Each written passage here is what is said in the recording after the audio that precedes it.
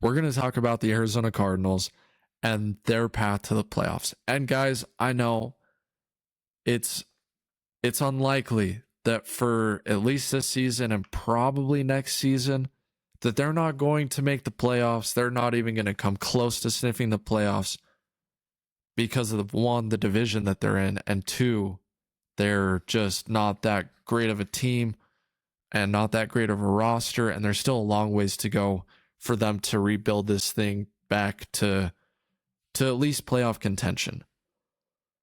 But with that being said, I'm going to take an optimistic look, probably for the rest of the month, to at least try and talk myself into a run to the playoffs happening.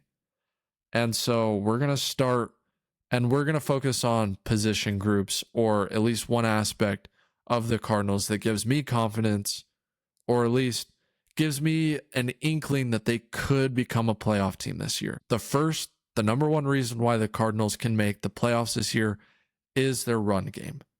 It's the improvement in the run game that if the Cardinals have any shot at all of making the playoffs this year, it's because they can run the football. Last year, we know that the Cardinals were terrible at running the football. They were last in rushing attempts. They were second to last in rushing yards, 30th in rushing first downs. In 2024, they were 11th in attempts, but they were top 10 in rushing yards and second in yards per rush. So there is precedent, and the year before as well, they were a decent rushing team. So there is precedent that this team can be a good rushing team. And it has a lot to do with guys coming back from injury, bolstering up the offensive line, Mike LaFleur, obviously Jeremiah Love. So let's get into it. So starting with the veteran, we have James Conner, who prior to last year rushed for 1,000 yards the previous 2 seasons. And while he's not an explosive back, he is someone who can reliably get you like 3 to 6 yards just about every carry, as long as there's a tad bit of daylight for him. If he's getting hit behind the line of scrimmage, it's hard for anyone except for even Saquon Barkley to make something happen. But you give him a hole, he's for sure getting 3 to 6 yards and maybe hitting a couple bigger ones for 10 to 20. He's a very powerful running back. And if he's back healthy, he might not be running back 1, but he definitely has RB1 potential. Now, the thing with Conner is that he is a guy that easily could be traded before the start of the season because of how much depth there is in the Cardinals running back room. I mean, we got 3 guys who realistically could be running or RB1s, or at least be RB halves, where they at least split carries with other running backs. And so it's a really good group. And because of that, the Diamondbacks.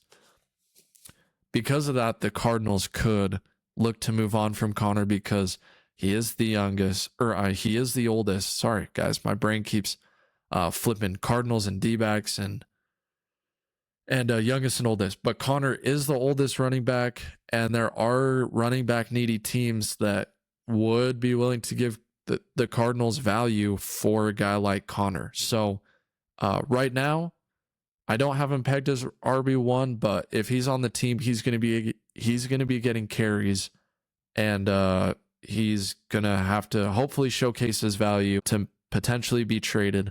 But if not, he is a integral part of this Cardinals running back room. Next, let's not skip over anyone else before we get to Jeremiah Love. So obviously he was drafted number 3. The Cardinals think that if you're taking a running back at number 3, you think he's going to be like one of the greatest running backs of all time.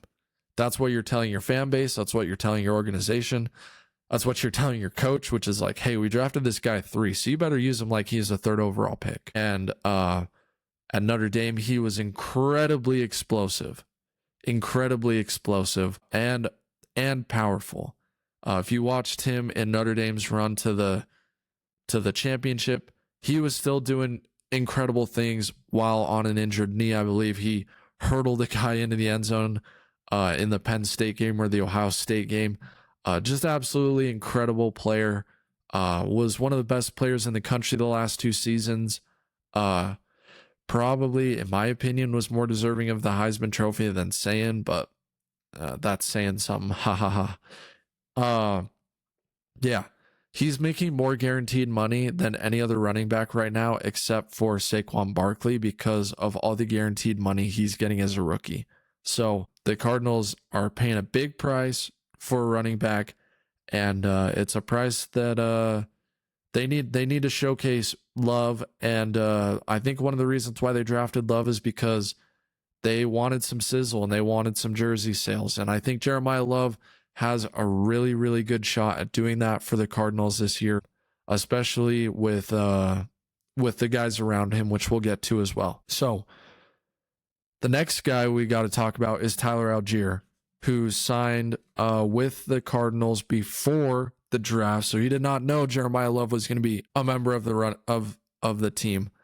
And right now, he's probably third on the depth chart, if I had to guess. But it won't stay that way for long, because Jeremiah Love is probably number 1 just because of what you're paying him. And James Conner is 2 because he's been here. He's been the 1,000-yard back. He's a leader in the locker room. But it's unlikely that Conner is back with the Cardinals next year, let alone this season, potentially, like we already talked about. So while Algier might be running back 3, right now, on paper, he is the best RB3 in the league. I don't think anyone can even argue that. And next season and the season after, he's going to be running back 2 behind Love. I just don't think that they are going to, keep Algier on the bench as the third back for the entire time he's in Arizona. I think they just kind of ran into a good situation at running back, and it's a good situation to be in, especially, if Love gets hurt, which he's never, well, actually, maybe with Notre Dame on their run to the playoff, he played 17 games, but Love's never played this many games of NFL football before. So he's going to get beat up. It happens to basically every running back. Every running back at some point gets beat up. So Algier's going to be there as a break glass in case of emergency to be your number 1 or number 2 guy, which is awesome. So the Cardinals will not be in a situation like they were last year unless all 3 of those guys get injured, where it was like, man, we don't know if anyone on this team can run the football. And that's why the Cardinals were last in rushing attempts last year, is because they just didn't have any backs. Not to mention the offensive line wasn't that great either. Which, guys, I need to take a drink of water. So that gets me to my next point. Chase Bisontis. So I know a lot of us Cardinals fans wanted us to take someone in the trenches with a number 3 pick. And I think the Cardinals, if there had been someone that generationally changing at 3, they probably would have. But I think they looked at the generational players in the draft and said, hey, Love is the most generational prospect. We have to take him with the top 3 pick. The offensive and defensive linemen are more like middle to end of the first round guys. So we're going to pass on them. And hopefully at the end of the first round, we can trade up, or in the second round, we can still get a quality level offensive lineman. And they did. They got Bisontis. So he's a guy that can play right guard or right tackle. It hasn't been officially announced like what position he's going to play yet, but I imagine he takes probably the right guard spot as of right now, but he could easily play right tackle as well. And it's going to be a huge boost to have a guy like that who's nasty, who's just nasty. He's a physical guy. He wants to be a violent offensive lineman. Texas A&M was really good at running the football last season. It's going to be great to have a young offensive lineman come in and bring some nastiness. The other offensive lineman that they brought in that has me really, really excited is Isaac Seumalo. So he signed with Arizona on a 3-year deal for about $30 million. And the guard spent the past 3 years with Pittsburgh after a 7-season stint with Philadelphia. He started 104 out of 125 games, and he spent time both at left and right guard during his NFL career. So this guy's going to be a guard. So I imagine it goes Paris Johnson Jr., Siamalo. Then you have Froholt at center, and then you have Bisantis at right guard or right tackle. And then you just have to figure out either your right guard or right tackle spot. Now, if they just don't have a guy that can play right guard or right tackle, then this offensive line may have a gaping hole that it's not able to overcome. But if they can figure it out, if they can figure out that fifth offensive line spot, then this offensive line can be I'm not gonna say anything outrageous. Like, I think they can be the best offensive line in football, but I would say, they could be a top 10 unit in football if they're able to figure out that fifth starter on the offensive line. And this offensive line performed really poorly last year, and I expect them to play a ton better, especially running the football, especially with the new running backs that they have playing.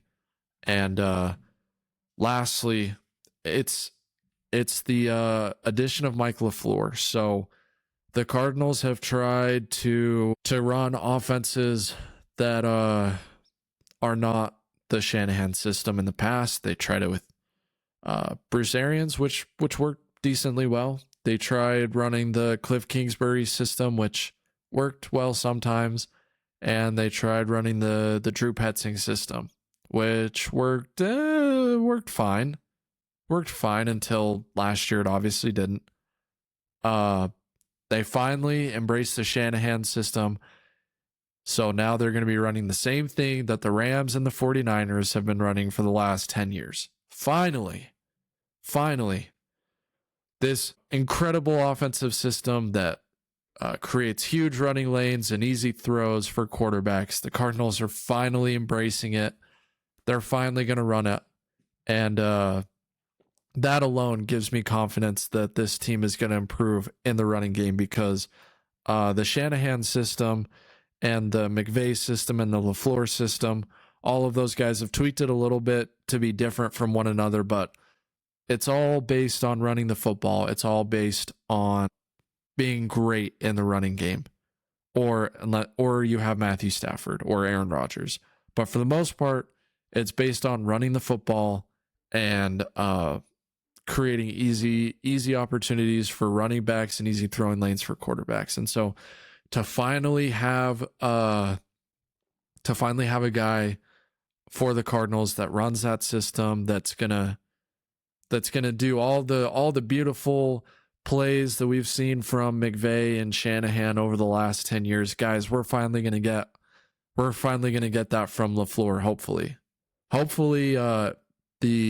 Hopefully he's just the next coach of a long line of those guys that's going to be an offensive mastermind and will give us at least maybe not an advantage coaching wise against those guys, but be able to hold their own. Because as a Cardinals fan, we know it's been so frustrating to just get completely out coached by Shanahan, McVay, and those other guys. So that alone, Mike LaFleur bringing in a new system that's supposed to be better for running backs to run the football. I'm super excited for that.